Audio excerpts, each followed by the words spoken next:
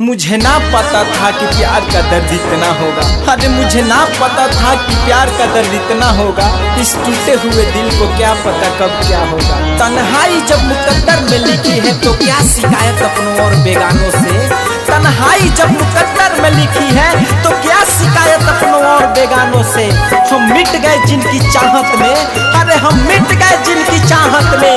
वो बाज नहीं आती अजमाने से, वो बाज नहीं आती अजमाने से। जब छोड़ना था मुझको तो मुझसे दिल क्यों तूने लगाई रे।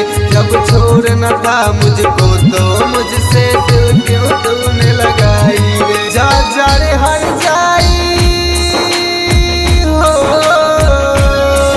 जा जा रे हर जाई तूने तो की है बेवफाई रे। जब छोड़ना था मुझको तो मुझसे दिल क्यों तूने लगाई रे। जब छोड़ना था मुझको तो मुझसे दिल क्यों तूने लगाई रे।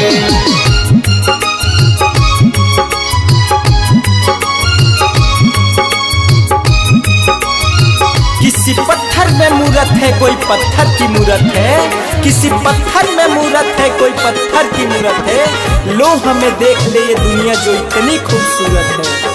जमाना अपनी ना समझे, अरे ये जमाना अपनी ना समझे, पर मुझे खबर है तुझे मेरी जरूरत है, मुझे तेरी जरूरत है, मुझे तेरी जरूरत है।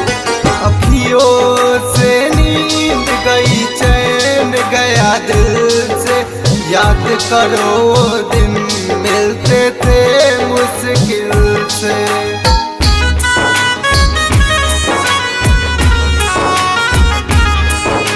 अखियों से नींद गई चैन गया दिल से।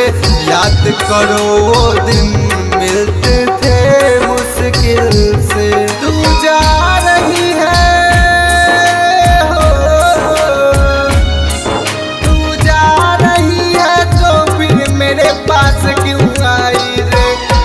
जब छोड़ना था मुझको तो मुझसे दिल क्यों तूने लगाई रे। जब छोड़ना था मुझको तो मुझसे दिल क्यों तूने लगाई रे। तन्हाई जब मुकद्दर में लिखी है तो क्या शिकायत अपनों और बेगानों से। तन्हाई जब मुकद्दर में लिखी है तो क्या शिकायत अपनों और बेगानों से। हम मिट गए जिनकी चाहत में, अरे हम मिट गए जिनकी चाहत में। वो बाज नहीं आती अजमाने से, वो बाज नहीं आती अजमाने से। विकास बिसलेरी से रिश्ता तू जोड़ के खुश रहना ओ हर जाई मंसूर से नाता तोड़ के।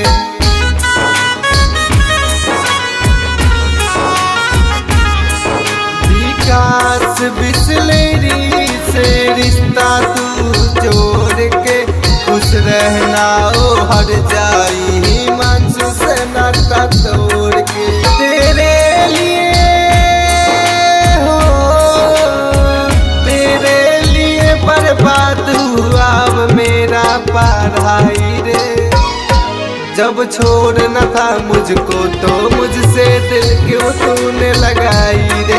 जब छोड़ना था मुझको तो मुझसे दिल क्यों तूने लगाई रे। जा जा रे हर जाई हो,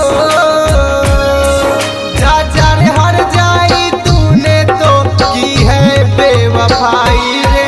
जब छोड़ना था मुझको तो मुझसे दिल क्यों तूने लगाई रे। जब छोड़ना था मुझको तो मुझसे दिल क्यों तूने लगाई।